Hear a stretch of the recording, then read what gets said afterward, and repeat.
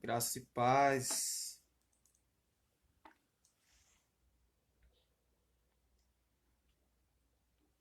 Gente, se o som estiver nítido, estiver bom, passa um feedback que é importante pra gente. Você está me ouvindo legal? Deus abençoe você que já está entrando. Nós temos aí 8 pessoas que já entrou. Se você compartilhar com mais alguém, esse número de pessoas vai se multiplicando e mais pessoas serão alcançadas pela palavra que Deus tem para nós na noite desse dia. Deus abençoe a todos que já estão entrando aí, compartilhando. Compartilhe essa live, porque mais pessoas serão alcançadas pela palavra de Deus. Nós estamos aqui na página Ezequias Bispo, Manhuaçu, e a pedido do servo de Deus nós vamos trazer uma palavra para edificação da sua fé. Maravilha, Ezequias já passou o feedback aí que o som está ótimo. Deus abençoe. Nós estamos aqui, algumas pessoas já acompanhando. José Luiz Afrano, né? Santana, Deus abençoe sua vida. Adriana Maria, Deus abençoe sua vida. Está aí Ezequias Bispo, Deus abençoe. É isso aí, pessoal. Vamos compartilhar a live para que mais pessoas sejam alcançadas por essa transmissão. Vamos lá? Vamos dobrar o número de pessoas aí.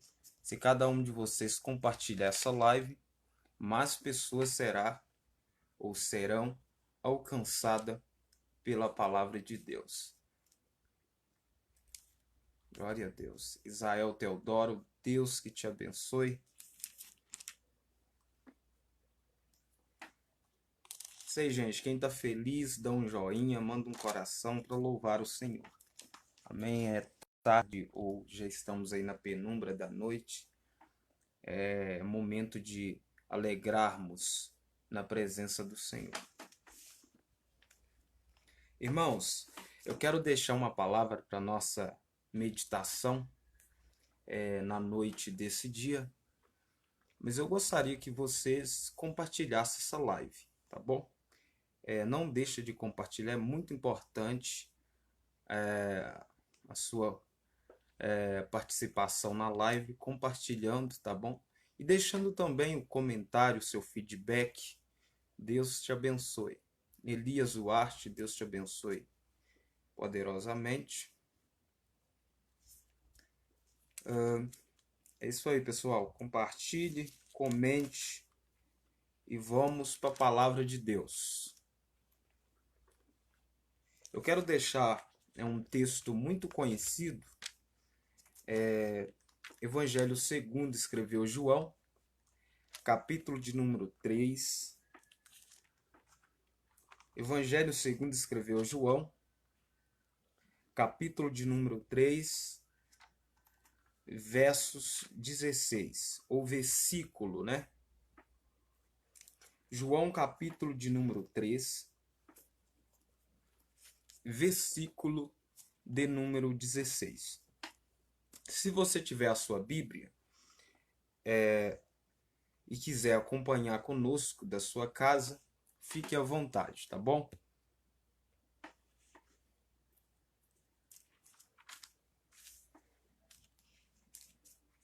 Graças a Deus. Amém? Vamos para a meditação da palavra de Deus. Diz assim, ó. Porque Deus amou o mundo de tal maneira que deu seu Filho unigênito, para que todo aquele que nele crer, não pereça, mas tenha a vida eterna. Amém? Essa mensagem, ou esse texto, é muito conhecido de nós todos, Mas antes de nós comentarmos a respeito do mesmo, vamos orar para que Deus possa falar em nosso coração. Senhor Deus e Pai, nós lhe damos graças, rendemos louvor ao teu nome, porque tu és o Todo-Poderoso. Tu és o motivo da nossa existência. Ó Deus, a ti honras e glória e louvor. Pai, que cada pessoa que nos acompanha por essa linha de transmissão, que seja alcançada pelo poder transformador, sarador, salvador, transformador e libertador da sua palavra. Pai, que o teu Espírito venha edificar o nosso coração ou nossos corações através da sua palavra. Em nome de Jesus eu lhe peço. Fale comigo, fale com quem nos ouve, fala com todos aqueles que vão ser alcançados por essa live. Em nome de Jesus, que a tua mão possa, Senhor, ser estendida e acolher vidas na noite desse dia. Em nome de Jesus, revela a sua palavra ao nosso coração. Em nome de Jesus. Amém e amém. Olha aí, ó. Está aí conosco também meu amigo Elton Alexandre. Vamos para a palavra de Deus? Irmãos, eu pretendo hoje falar um pouco sobre a Páscoa e a Santa Ceia. Talvez você diga, mas o texto que você leu não tem muito a ver com a temática. Mas tem tudo a ver, sim. E nós vamos entender no decorrer dessa live. Vocês estão me ouvindo perfeitamente? Manda um feedback, diga eu estou ouvindo. Quem está preparado para ouvir a palavra de Deus diz amém. Deus abençoe, viu? Então vamos lá. Primeiro vamos refletirmos um pouco sobre João 3,16. Bom, João 3,16 é conhecido como o texto áureo da Bíblia. O que é áureo? Áureo significa o texto de ouro, né? É um texto muito rico no seu conteúdo, muito edificante, e boa parte de nós que nos deparamos com esse texto somos sabedores de que esse texto ele está sendo, louvado seja Deus, desenvolvido junto da pessoa de Jesus e Nicodemos. Aqui é conhecido como encontro dos dois mestres, só que a gente faz um contraste entre Nicodemos e Jesus, porque Jesus é um mestre e Nicodemos também é um mestre. Só que Nicodemos ele está curiosamente interessado em saber como seria possível um homem ter tanta sabedoria se esse mesmo não veio de Deus. E outra questão também que Nicodemos está interessado em saber é como seria possível entrar no reino dos céus. Terceira questão da proximidade de Nicodemos a Jesus é que Nicodemos ele estava curiosamente interessado em saber como era possível um novo nascimento.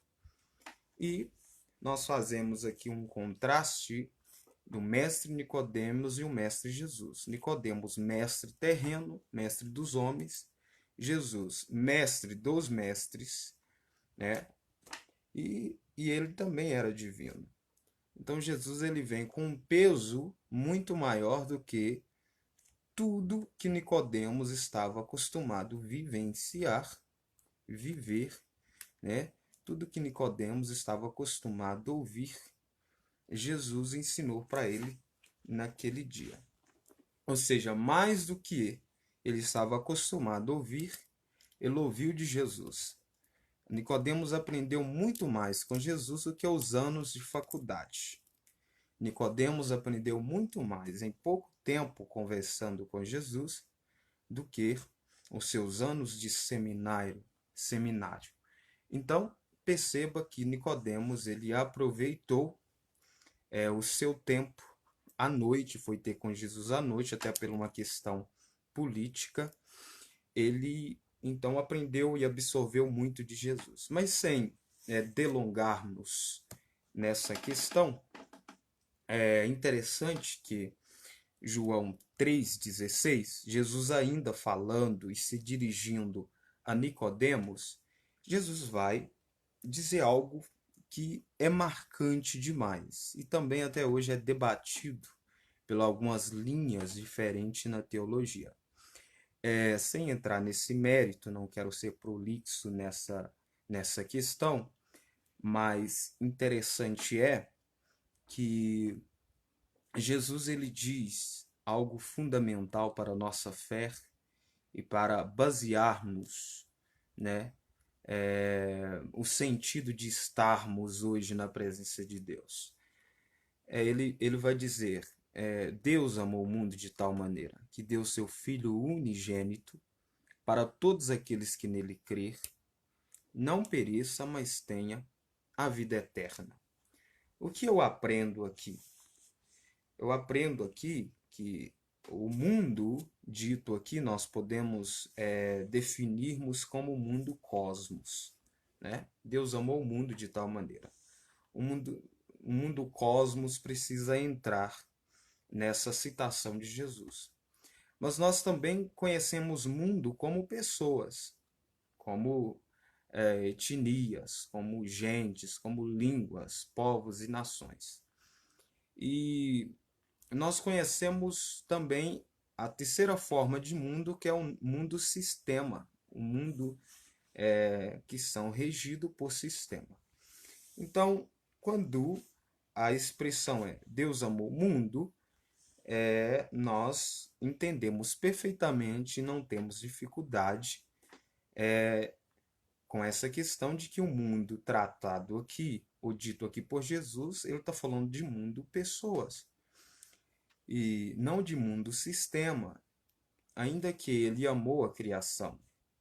Em Gênesis, por exemplo, a expressão, quando o autor ele nos traz ao conhecimento, o conhecimento da criação de Deus, do Gênesis da criação, ele deixa perceber que Deus ele se agradou de tudo que criou, ou seja, Deus gostou de tudo que fez.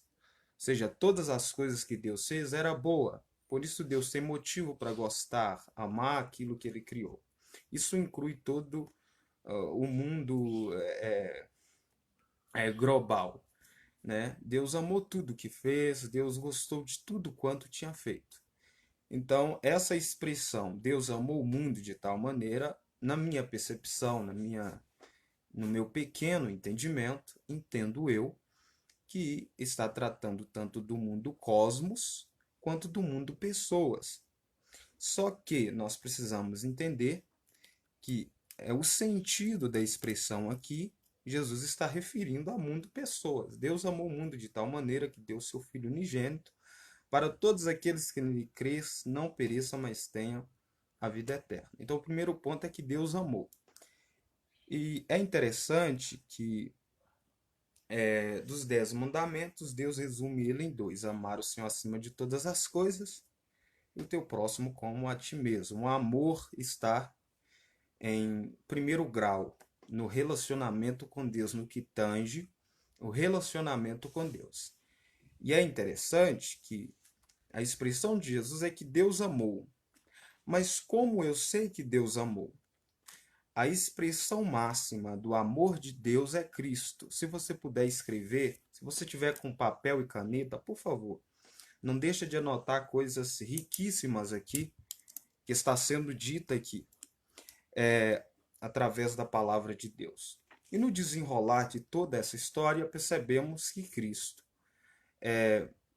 ele é a expressão máxima do amor de Deus. Cristo não é simplesmente a expressão máxima do amor de Deus, mas como Cristo também, ele é a prova viva, vicária do amor de Deus para com a humanidade.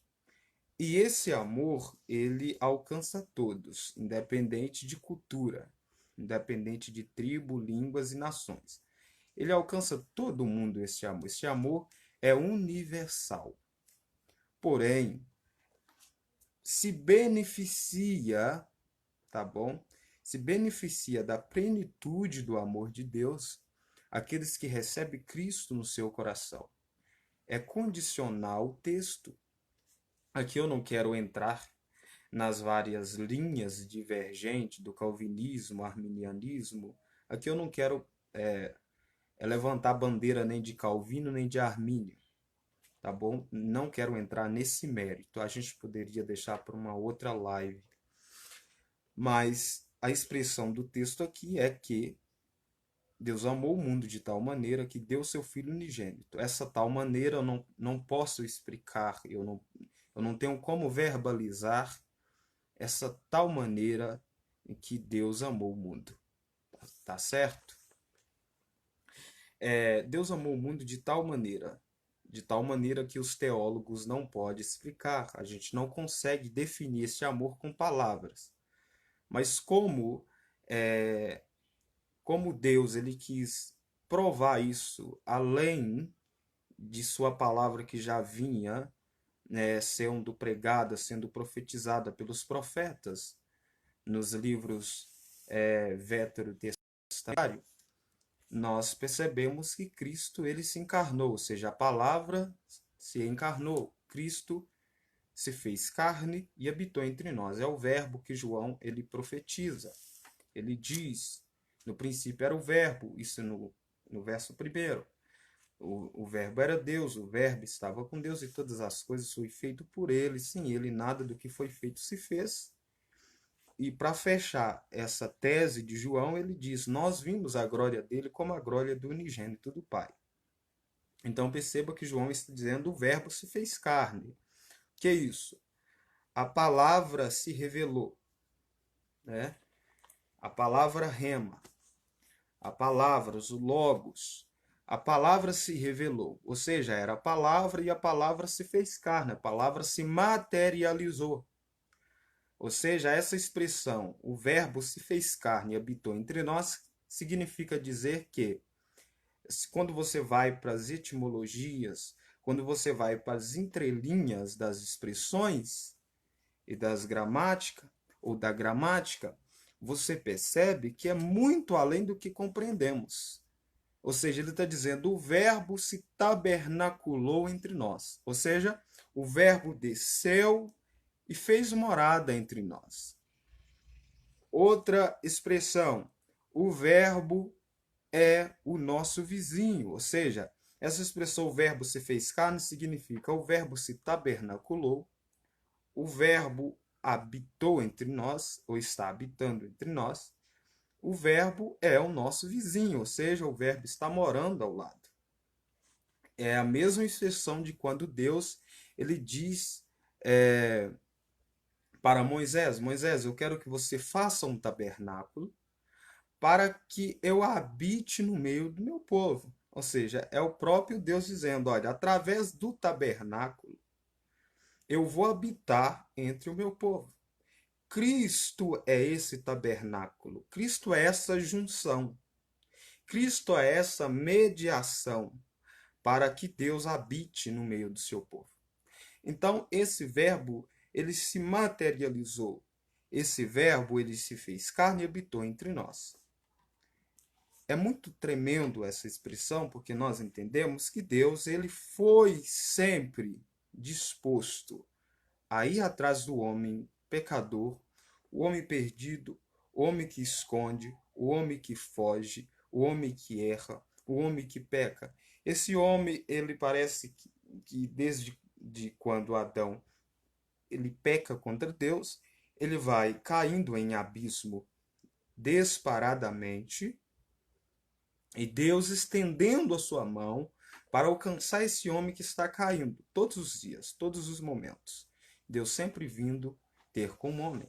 Isso é tão verdade que Deus não deixou de frequentar o jardim no Éden após o pecado de Adão. Deus descia antes do pecado.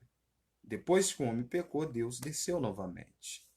Agora, não só para disciplinar o homem pelo seu ato pecaminoso, mas também para vestir e cobrir o homem com vestes de salvação.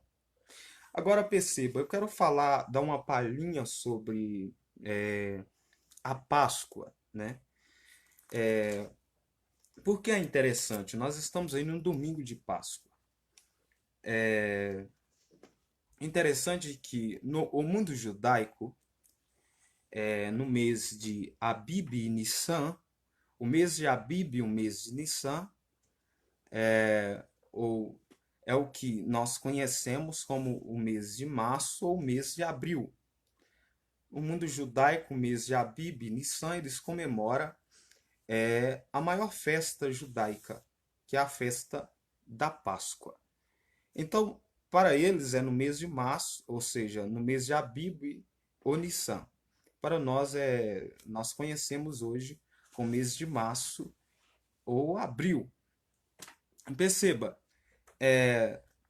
essa data, esse mês, eles comemoram a maior festa, ou uma das maiores festas, que é a Hag Pessa, ou seja, Hag Pessa é a festa da Páscoa, a Hag Pessa, né? É a festa da Páscoa, que eles comemoram com muito amor, com muita severidade, né? Ou sinceridade. Eles são bastante cuidadosos com essas datas. Eles comemoravam sempre essa festa pascual nesse mês de Abib ou Nissan, que é o mês de março ou abril. Então, a Páscoa, né, ela vem da palavra hebraica Pessar, né, que é passar por cima e proteger. Então perceba, o mês de Abib e Nissan, eles comemoram essa festa que é considerada a maior festa, uma das maiores festas, né?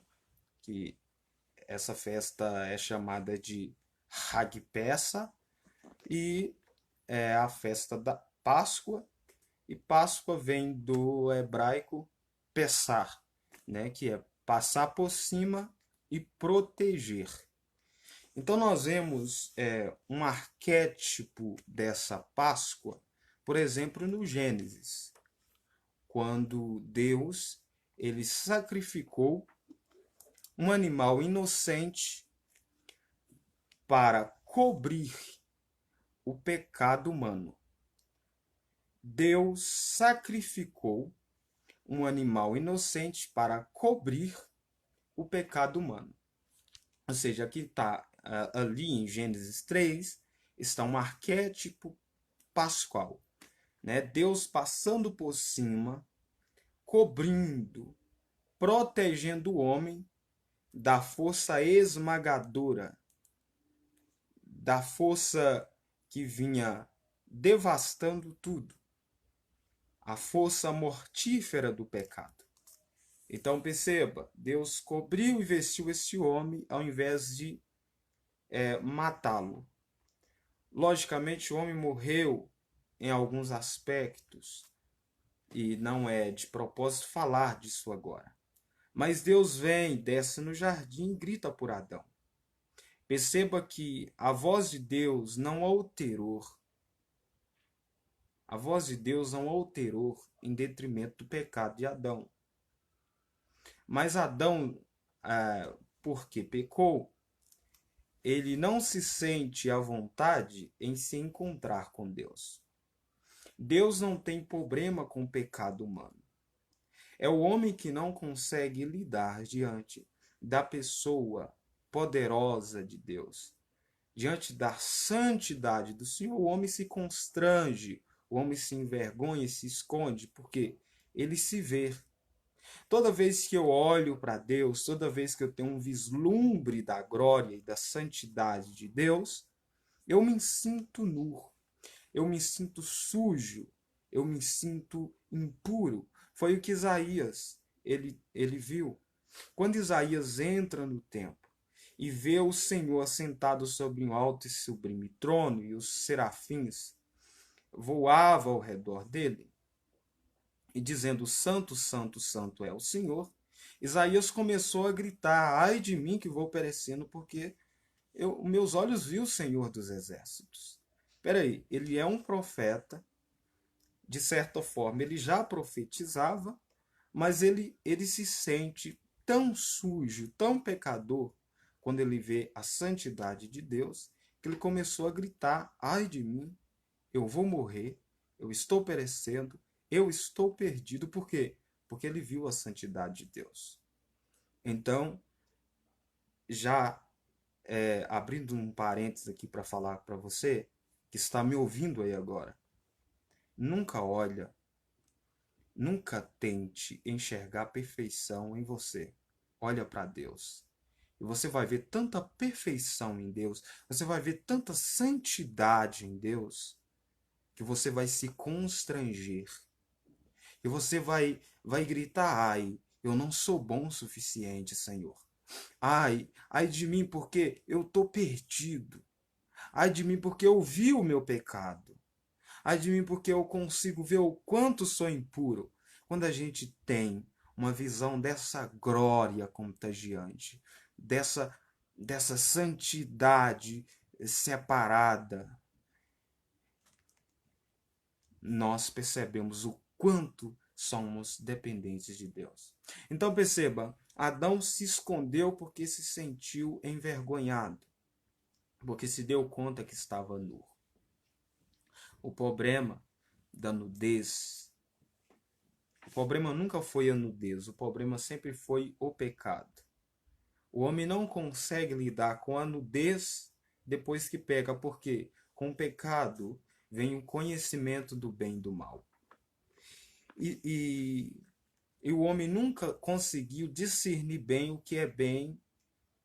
Aliás, o homem nunca conseguiu discernir com coerência o que é bom e o que é mal. Ele sempre ele se perdeu nessa tentativa de querer definir a sua maneira o que é bom e o que é mal para a vida dele. E é impossível o homem conhecer o bem e o mal e não desobedecer a Deus. Sempre o homem vai ser tendencioso a errar, a pecar e a cair. Quem está compreendendo a mensagem, fala um amém, fala um glória a Deus, fala algo para Deus te ouvir aí, meu irmão. Então perceba, gente, vamos continuar a linha de raciocínio aqui, falando ainda da Páscoa. Então, essa atitude de Deus em descer no jardim, vestir o homem que estava nu, esse exemplo que nós temos de Deus vindo até o homem que está se escondendo por detrás das árvores, é interessante porque Deus ele vem sempre ao encontro do homem fujão, do homem que se esconde, do homem que foge, que se distancia de Deus. Então nunca olha para você, nunca vê o lugar onde Deus te colocou como um mérito próprio seu. Nunca enxerga em você um máximo de si mesmo.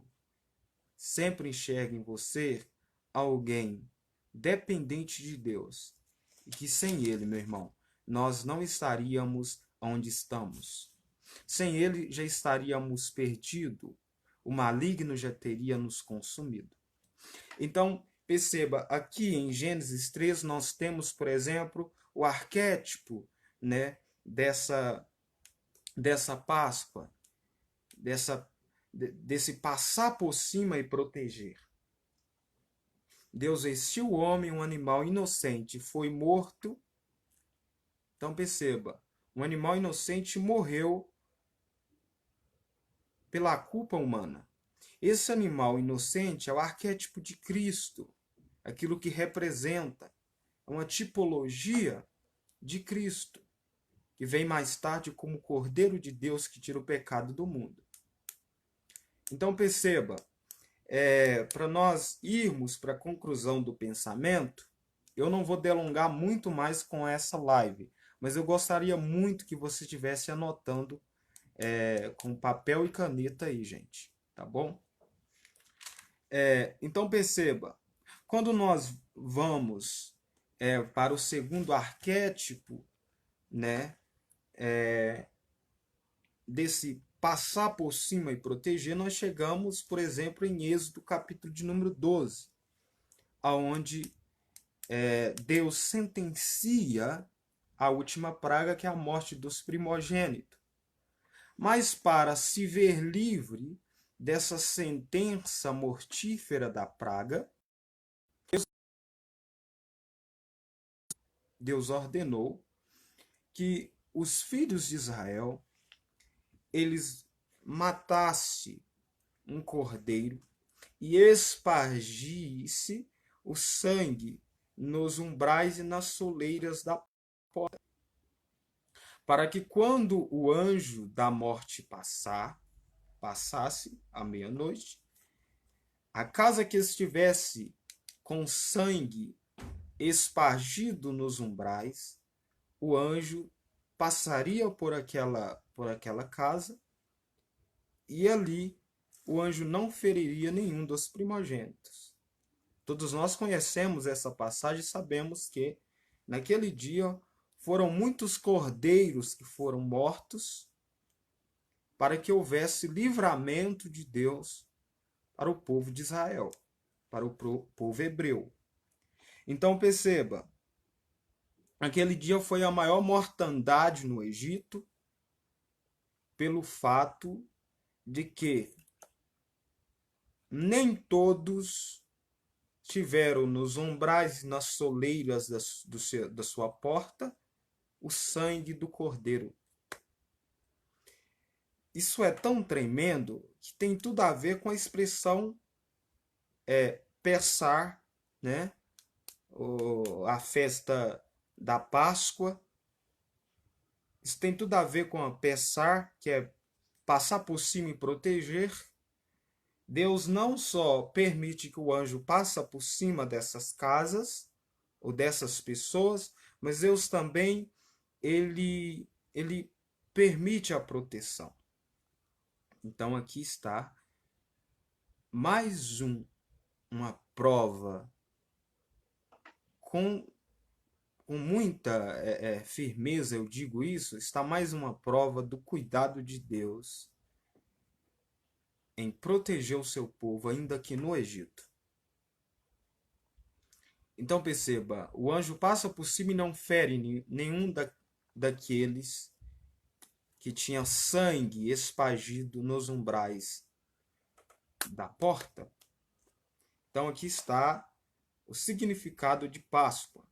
É pessar ou passar por cima e proteger. Só que a Páscoa ela tinha alguns elementos fundamentais. Primeiro, a Páscoa ela era representada pelo cordeiro que era sacrificado. Esse cordeiro ele trazia proteção. Esse cordeiro ele protegia, não só protegia o povo, mas ele guardava esse povo. Uma vez imolado, ele traria benefícios protetor de Deus para o povo.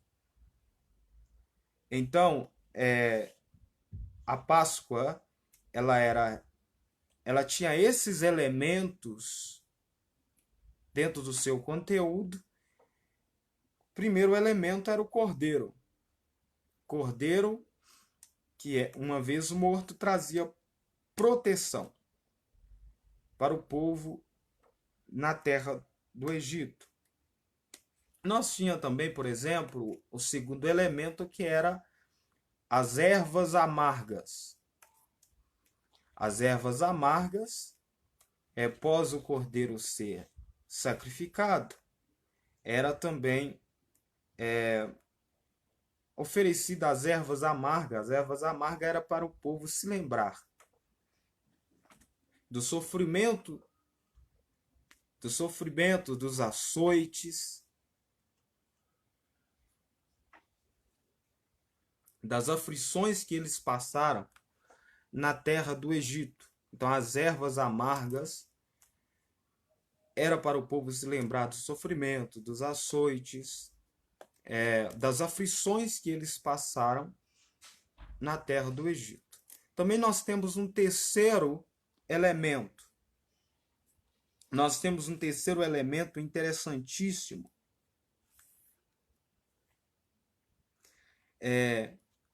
que era a maxar, né? A maxar é uma palavra hebraica para pão sem fermento. Então a maxar, que é o terceiro elemento da Páscoa, do mundo judaico, a maxar é uma palavra hebraica para definir o pão sem fermento. É o que significa pão sem fermento. Então esse pão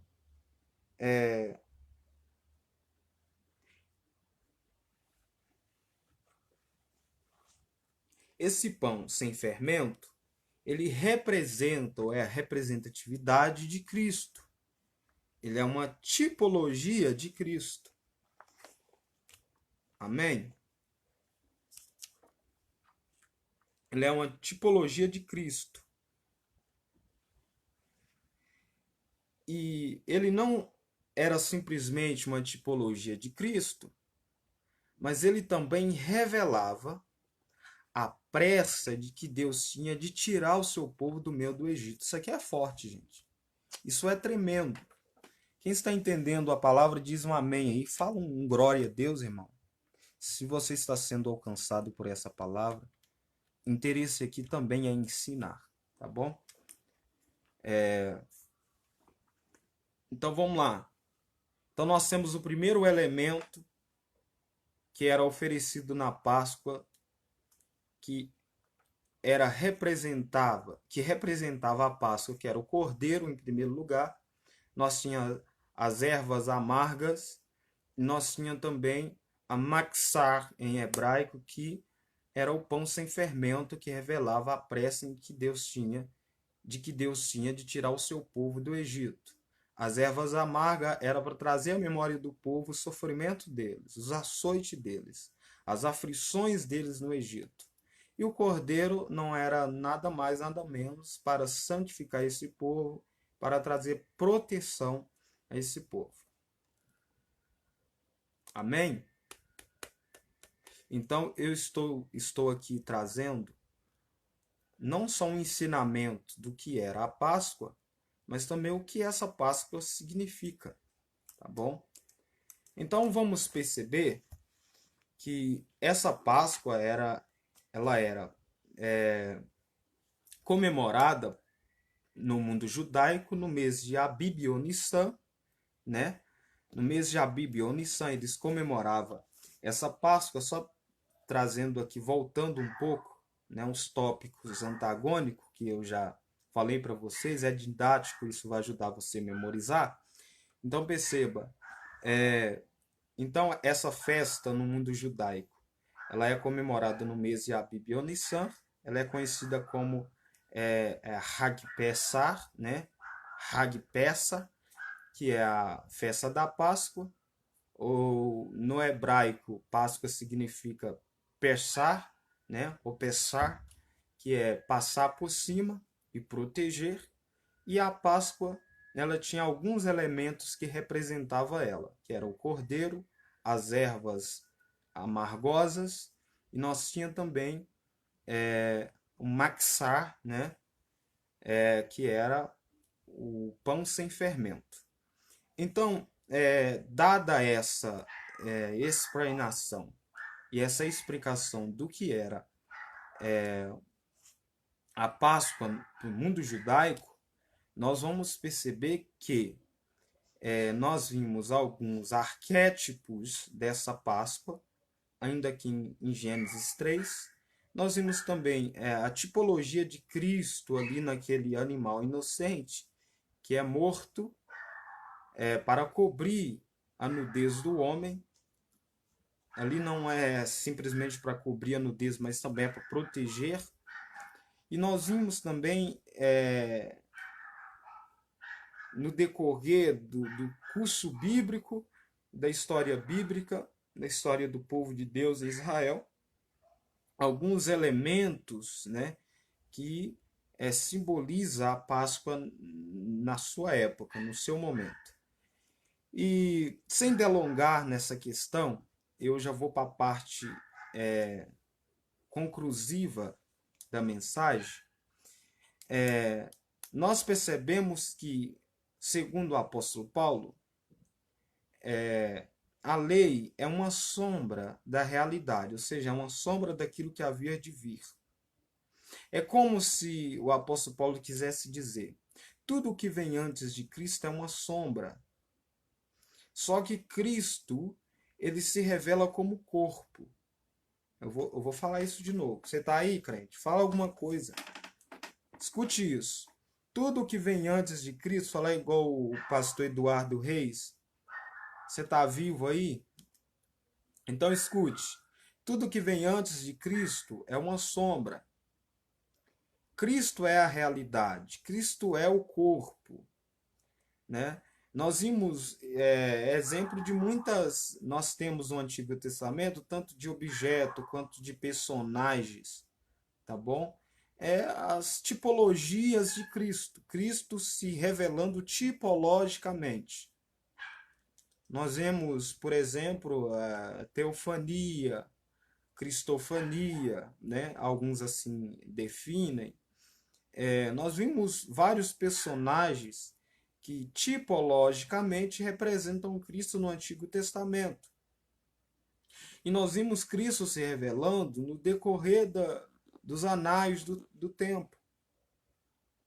Então, quando nós vimos para o Novo Testamento, nos livros, em especial os livros neotestamentários, que o Antigo Testamento nós temos os livros veterotestamentários, e no Novo Testamento nós temos os neotestamentários.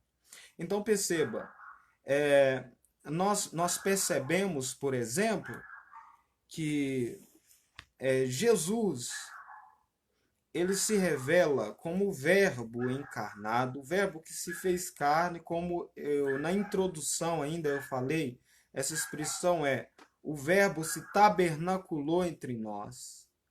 O verbo é o nosso vizinho. O verbo está morando ao lado. Entenda essa expressão.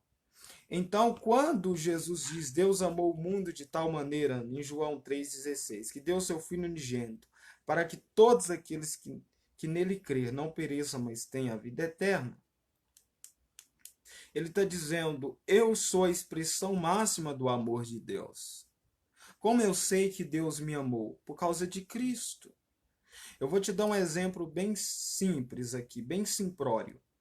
Se, por exemplo, Cristo não visse da parte de Deus, o verbo não se fizesse carne, não habitasse entre nós, Cristo não padecesse morte de cruz. Por mim, você, em primeiro lugar, a gente não estaria aqui. Em segundo lugar, ninguém iria crer com tanta veracidade, com tanta certeza, com tanta fé que Deus ama. Porque eu sei que Deus ama, porque Deus me deu uma prova do seu amor. Quem é a prova do amor de Deus? Cristo é a prova do amor de Deus. Cristo é a expressão máxima do amor de Deus. Cristo é a graça personificada, ou seja, a graça de Deus, ela é uma pessoa, é a pessoa de Cristo. Cristo é a graça personificada, ou seja, Cristo é a personificação da graça de Deus. E esse Cristo, esse Cordeiro Pascual, como Paulo chama Jesus de Cordeiro Pascual. Ele é o nosso Cordeiro Pascual. Agora, qual é a diferença do mundo judaico para o nosso mundo cristão? A diferença do nosso mundo judaico para o mundo cristão é que o mundo judaico ainda comemora a Páscoa. A minha Páscoa hoje não é o coelho, não é o ovo, não é os chocolates, né? Nós vimos uma espécie de sincretismo no meio do povo de Deus. Como assim? As pessoas adotam várias crenças e querem inserir dentro de uma principal. Então perceba, eu não preciso do coelho, eu não preciso do ovo da Páscoa para comemorar a minha Páscoa. A minha Páscoa é Cristo. A minha Páscoa é Cristo. E como Cristo faz? Cristo então muda todo o sentido da Páscoa. Como? Quando no lugar da Páscoa Cristo institui a Santa Ceia. Tá bom? Hoje nós não comemoramos a Páscoa, nós comemoramos a ceia do Senhor. Quem está entendendo aí, fala um amém. É ensinamento também, viu, irmão? Pode anotar isso. Se você não tem o hábito de anotar, você dificilmente é uma pessoa que preza pelo ensino da palavra de Deus. Porque todos nós precisamos anotar. A gente precisa ter a nossa caneta, os nossos marcadores de texto. Então perceba o seu caderno de anotação ou anotações. Então perceba isso. O que eu comemoro hoje? A ceia. Não é mais a Páscoa. Porque alguns elementos, eles mudaram a sua forma. Amém? Cristo é o Cordeiro, certo?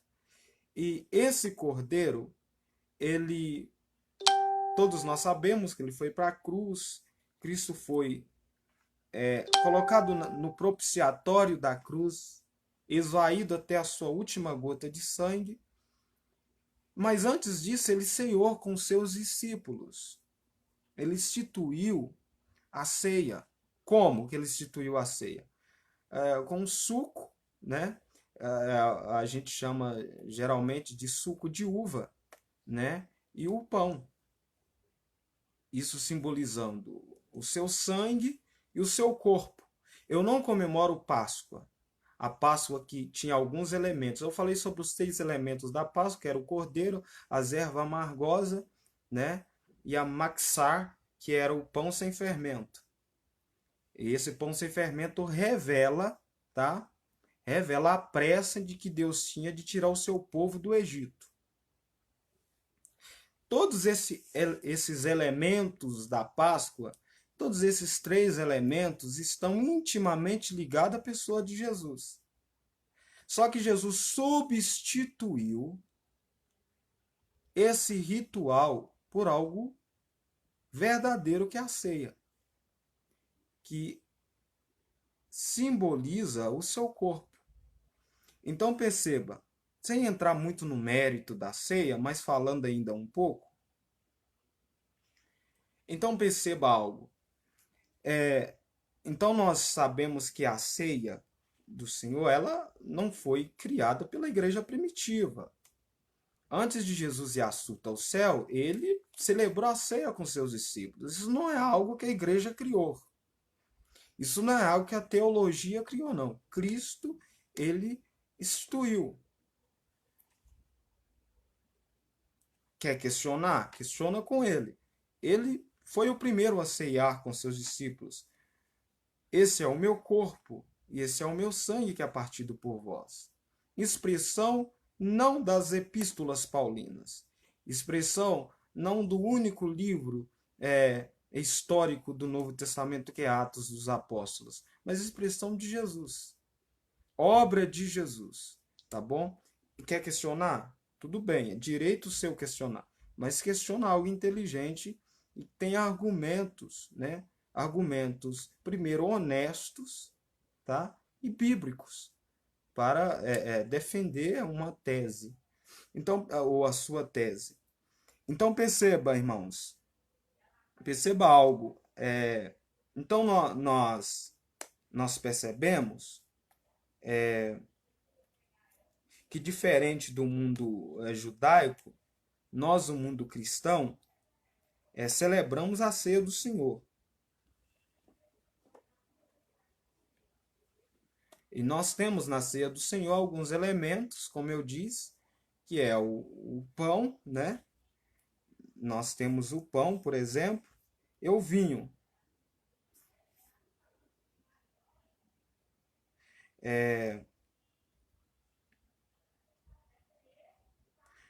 Aqui no Ocidente, por exemplo, nós temos nós temos o hábito, né, de utilizar o suco de uva, que no Ocidente, né? Mas no Oriente não é assim,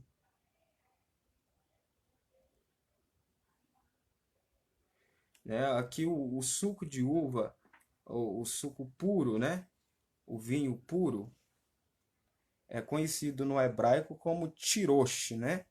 Que é, que é o vinho puro, ou vinho sem fermento, ou suco sem fermento. É tirosh, em hebraico. E o vinho com fermento, como eles utilizam no Oriente, é yain, né? É o vinho com fermento. Yain, o vinho com fermento, tirosh, o vinho sem fermento, é o que utilizamos. Então, esses dois elementos, eles são partido e distribuído na ceia. Então, hoje eu não comemoro a Páscoa como no mundo judaico. Eu comemoro a ceia do Senhor. Então, nós, no mundo cristão, nós comemoramos as ceias, nós celebramos a ceia do Senhor e não como o mundo judaico celebra a Páscoa. O nosso cordeiro pascual foi Cristo. E nós temos aqui algumas diferenças da Páscoa para a Santa Ceia. E quais são as diferenças? Eu quero citar algumas, né? Não quero citar várias, né? Até porque o meu tempo aqui já está chegando já ao final. Mas nós temos, por exemplo, algumas diferenças da Páscoa do mundo judaico, com todas as suas liturgias e costumes, e nós temos também a Santa Ceia. Os elementos são diferentes. Primeiro, porque na Páscoa o cordeiro, ele era morto, é morto. Isso eu estou me referindo ao mundo judaico, tá bom? Ele é morto anualmente. O cordeiro é morto anualmente na Páscoa. Agora, para nós, mundo cristão, para nós a Santa Ceia, estou só tentando colocar as discrepâncias, as diferenças dos elementos aqui, Páscoa e Santa Ceia. Então perceba, na Páscoa o cordeiro é morto anualmente. Na ceia, o cordeiro foi morto uma única vez. Ele foi morto e reviveu. Tá certo? Então, a Páscoa, o cordeiro é morto anualmente. Na ceia do Senhor, o cordeiro foi morto uma única vez e ele reviveu. Tá ok? Ele reviveu. Então, esse costume, essa liturgia de festa pascual, ela é sempre repetida nesse mundo judaico. Agora, para nós não. Nós sabemos que nós não precisamos ter um dia específico na semana como santo. Deus santificou tudo. Quando Cristo ele entrega o seu espírito na cruz, ele rende o seu espírito e no terceiro dia ressuscita, ele santificou tudo para Deus. Então, ele ressuscitou no domingo? Amém. É o domingo das primícias. Cristo ele vai ser sentenciado no dia da Páscoa, certo? Numa data dessas comemorativa, num dia desses comemorativos. Num desses dias comemorativos, melhor dizendo, ele é preso, né? Há quem diga que foi na quinta-feira à noite, e outros falam, querem também, alguns teólogos ainda não tem um argumento fechado, a esse respeito. Alguns acreditam que foi na quarta-feira, mas eu acredito que foi na quinta-feira, já indo para sexta-feira. Cristo, então, ele é preso, ele é amarrado, algemado, e ele começa a ser torturado. Bom, vem sexta, né? A gente considera sexta, sábado e domingo. Então perceba isso. Ele então, ele é açoitado por esse motivo, ele é torturado e ele vai até a sentença de morte. Mas o interessante aqui, mas o mais interessante é que nós não precisamos lembrar de Cristo só nessa data. Por quê? Todos os dias é dia santo, tá? Todos os dias é um dia abençoado. Todos os dias é dia para se lembrar que Cristo morreu no meu e no teu lugar. Cristo pagou a minha dívida. Cristo venceu a minha guerra. E Cristo, ele voltou com a vitória dizendo: Tetelestai. Está consumado. Ninguém deve mais nada. Isso é Páscoa. Isso é Páscoa. Isso para mim é Páscoa. Tá bom? Isso é Páscoa. João 3,16 para mim é Páscoa. Deus amou o mundo de tal maneira que deu o seu Filho unigênito para todos aqueles que nele crer não pereçam, mas tenham a vida eterna. Isso é Páscoa. A Páscoa da igreja é essa, só que substituíram o Cordeiro Pascual para o coelho da Páscoa. É o sincretismo religioso. Eu quero fazer uma pergunta, talvez considerativa, a você que está me ouvindo agora, a você que vai ser alcançado por essa live. Quando é que você comemora a Páscoa? De que forma você comemora a Páscoa? Qual é o teu lugar na Páscoa? Nós nos sentimos num dia como esse tão importante, e não é pecado se sentir importante. Só é pecado, eu só considero, até biblicamente, a gente pode considerar pecado é nós não nos colocar em nossos lugares. Deus, ele está num trono e ele precisa ser adorado. E a pergunta que eu faço é: você já adorou a Deus hoje? Nós substituímos a adoração pelo chocolate. A gente adora o chocolate. A gente faz de tudo para ter aquela barra de chocolate hoje, né? A gente gosta, e não é pecado, eu gosto de chocolate. Mas será que estamos dando? Será que estamos dando a quem merece glória toda a honra e toda a glória?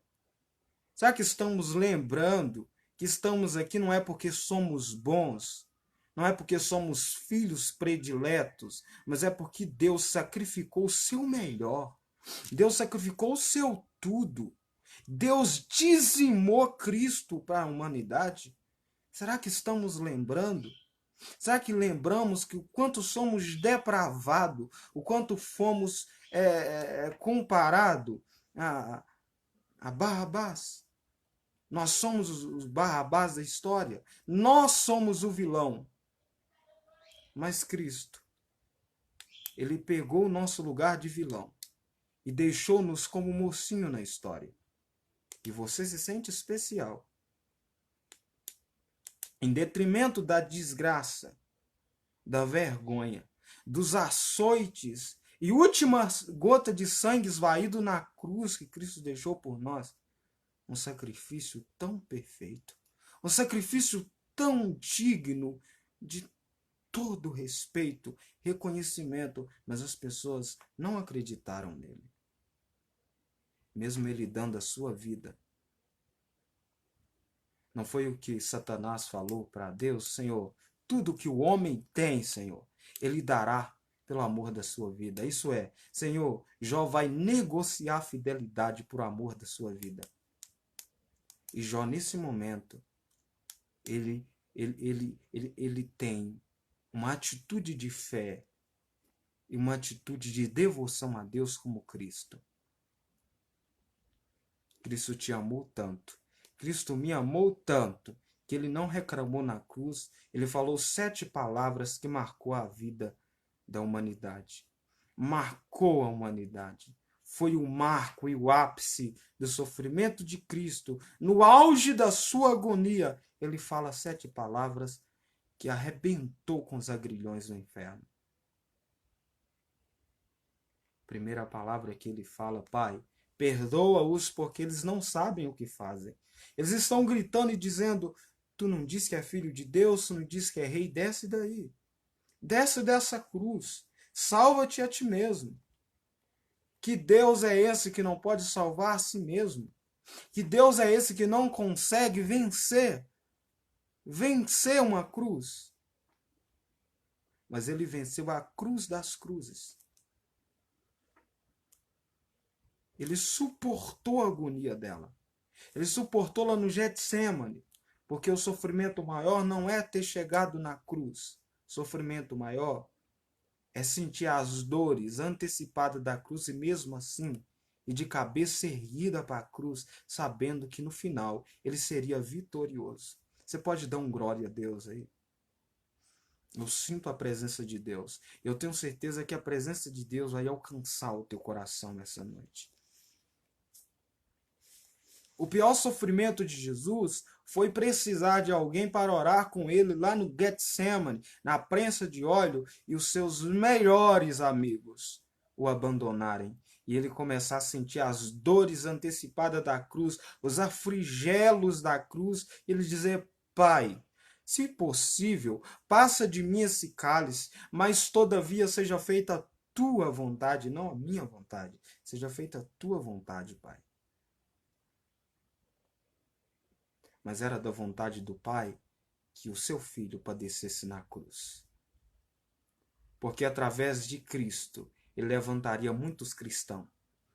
Ele levantaria sua igreja. E essa igreja é tão poderosa que ela não foi construída num final de semana entre amigos. Ela foi construída na cruz entre inimigos, na cruz entre malfeitores, na cruz entre aqueles que estavam dilacerando o meu Jesus, o teu Jesus. Essa igreja foi construída na cruz. Essa igreja nasceu na cruz. Essa igreja ganhou alguns aspectos no Getsemane, mas ela nasceu na cruz. Ela nasceu na cruz, a igreja nasceu na cruz.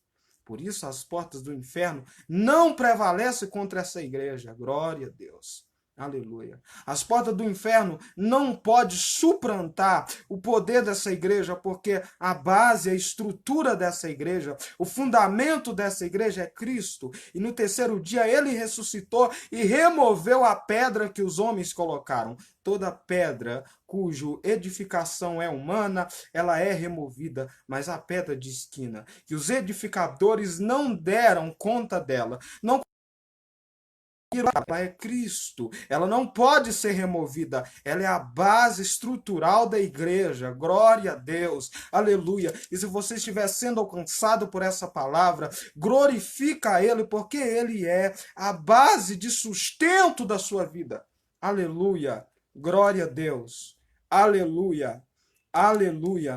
Deus é fiel e por isso devemos a Ele glória, devemos a Ele louvor, devemos a Ele respeito. A geração que estamos vivendo é uma geração que se acha, uma geração que se sente especial, é uma geração do centro de Deus, é a geração do centro do mundo, é a geração do centro do exibicionismo, mas Deus está dizendo: não te esquece que a pedra de esquina é Cristo e essa igreja, ela só pode ser sustentada por Ele. Sem Ele, ela é levada pelos muitos rios da vida. Ela é levada pelos muitos ventos. São casas construídas em areia, que não tem solidez, que não tem uma base firme e sólida. Mas Cristo é a minha base. Cristo é a sua base. Cristo é a base dessa igreja cujo está sendo sustentada por Ele. A igreja, ela não foi edificada no dia de Pentecoste. A igreja foi edificada na cruz. Aleluia. A igreja foi levantada na cruz. A igreja nasceu na cruz, graças a Deus.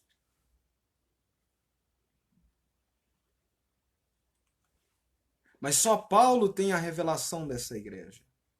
Só Paulo tem uma dimensão do que é essa igreja. E ele vai dizer, olha, ele não habita em templos feitos por mão de homens. Paulo estava tentando dizer, ei, você na sua casa, você é a igreja. Ei, você na rua, você é a igreja. Você diante desse computador, você é a igreja. Você diante dessa linha de transmissão, você é a igreja. Então, por favor, glorifica a Deus onde você esteja, porque você é a igreja. A igreja não nasceu no dia de Pentecoste. A igreja também não nasceu na reunião, no final de semana, entre amigos. A igreja nasceu na cruz, entre inimigos. A igreja não nasceu baseada em sorriso. A igreja nasceu em lágrimas. Aleluia. Glória a Deus. E se você é a igreja dele, glorifique-o, exalte-o, porque ele te levantou como igreja. Graças a Deus. Então nós temos alguns elementos. Nós temos o elemento que compõe a Páscoa no mundo judaico e nós temos a Santa Ceia. Agora, tudo isso precisa ser Cristo na sua vida. Baseado no que o apóstolo Paulo disse que a lei é sombra, Cristo é o corpo. Tá ok? Cristo é o cumprimento. Cristo é o cumprimento de tudo que os salmos cantou. De todos os salmos cantados, todos os salmos orados, todas as poesias, todas as profecias. Cristo é o cumprimento de tudo isso. Aleluia. E a minha pergunta é muito simples. Que lugar Cristo ocupa na sua vida hoje? Qual é o lugar que ele ocupa na minha vida hoje? Em que âmbito da sociedade você coloca Cristo como no pedestal? Ou será que você é um crente Nicodemos, que só vai ter com Jesus de noite porque de dia você precisa viver uma dupla personalidade? Durante o dia eu sou Nicodemos, mas à noite eu sou aquele que vai ter com Jesus. Escute algo.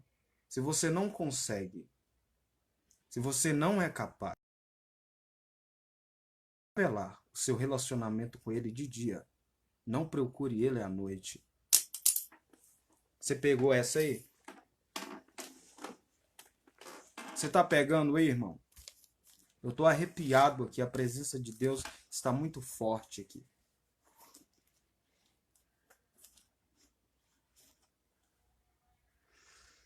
Amém? Que Deus abençoe vocês. Deus abençoe a sua casa. Que Deus abençoe sua família. Que as mãos do Senhor possam ser estendidas sobre a sua vida. E não te esqueça, a gente não precisa de uma data comemorativa para celebrar o Cordeiro de Deus. Tá ok? Sabe o que Deus fez para Maria dar o último culto? Sabe o que Deus fez? Não para Maria, mas para as Marias cultuá-lo, ele ressuscitou. Antes que ela chegasse ao túmulo, ele ressuscitou. Sabe por quê? Porque não faz sentido cultuar um Deus morto. Cristo ressuscitou. Antes que ela chegasse ao túmulo, a pedra já estava removida. Sabe por quê, irmão? Eu cultuo um Deus vivo. Os vaticanos podem adorar, pode cultuar, pode idolatrar, pode divinizar um Deus morto, crucificado. Mas o meu está vivo. Maria teve tanta certeza que ela foi contar aos discípulos que ele está vivo. Ei, seja uma Maria hoje. Espalha por aí que Cristo está vivo. Espalha por aí que Cristo não cabe mais numa cruz. Cristo não cabe mais dentro de 4 paredes. Espalham por aí que Cristo não cabe dentro de algumas religiões quadradas. limitadas, Cristo mora dentro do coração de um adorador. Espalha por aí que ele está vivo. Só que em contrapartida, existe sempre um Tomé que vai duvidar dessa mensagem. Eu não sei quais tem sido a sua vivacidade com Deus. Não sei o que você tem vivido com Ele, mas divulgue isso.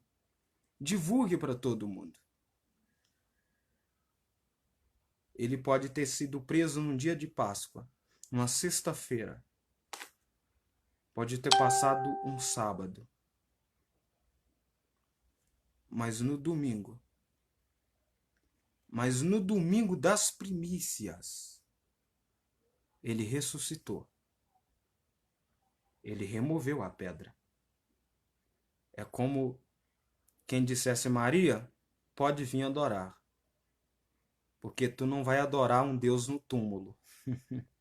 Tu não vai adorar um Deus debaixo de pedra. Tu vai adorar um Deus ressurreto. Então que essa palavra fique no seu coração e que a mão do Senhor possa lhe alcançar. Que Deus abençoe sua vida, que Deus abençoe sua casa, que Deus abençoe a sua família, em nome de Jesus. Eu estou aqui encerrando a minha participação nessa live. Deus abençoe o pastor Ezequias Bispo, que é meu irmão biológico. Deus continua usando a sua vida. Muito obrigado pela oportunidade. Espero eu em Deus que Ele tenha edificado o seu coração, que eu tenha conseguido ensinar você a palavra de Deus e edificá-lo. Eu quero fazer uma oração para nós encerrarmos. Eu quero que você que está aí nos acompanhando, ore comigo agora. Você que está enfermo, Deus vai te visitar e lhe curar agora. Você que está com o coração aflito, triste, angustiado, o Espírito Santo vai te visitar. Ele já te visitou na sua casa, porque eu senti uma presença muito forte no momento da palavra. Eu acredito que Deus lhe visitou. Não tem pandemia que possa parar a igreja. Se as portas do inferno não prevalecem, irmão, vamos ser inteligentes. Que pandemia vai prevalecer? Quem é o Covid-19 para parar a igreja? Quem é o Covid-19 para abalar a estrutura da igreja? Quem é ele? Aonde está a igreja de Deus? Sabe que eu estou falando com a igreja dele aqui? Onde está a igreja cujo Cristo é o cabeça dela? Sabe que eu estou falando com a igreja aqui? Quem é Covid-19 para parar a igreja? Você já pensou nisso? As portas do inferno não prevalecerá contra ela. Amém? Em Mateus 16, Jesus vai dizer para Pedro: Pedro, tu és Pedro, e sobre essa pedra eu edificarei a minha igreja. E as portas do inferno não prevalecerão. Edificarei, não está edificada, Pedro. Eu vou edificar. Ele edificou na cruz. Foi na cruz, irmãos, que tudo nasceu. Foi na cruz que você nasceu. Deus te abençoe. Bom, então ele emprega o verbo edificarei no passado, né? Ele emprega esse verbo no passado, ele diz: eu vou edificar, eu edificarei, não está edificado ainda. Eu edificarei. Ele traz para o verbo presente. As portas do inferno, meu amigo, não vai prevalecer. Jesus foi muito claro, muito objetivo. Você precisa crer nessa palavra. As portas do inferno não prevalecem. Se o inferno não prevalece, nenhuma pandemia, nenhum Covid-19, nenhuma dessas pragas atinge a igreja. Lembra de passar, né?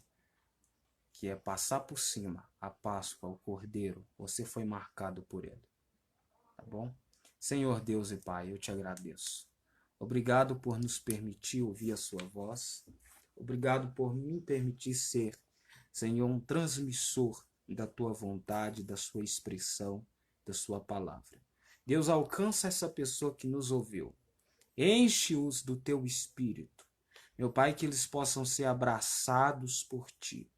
Que eles possam alcançar, Senhor, alcançar o propósito que a sua palavra tanto nos revela. Deus, em nome de Jesus, eu oro pelo Brasil que está vivendo essa crise, Senhor. Essa crise dessa pandemia. Pai, no nome de Jesus.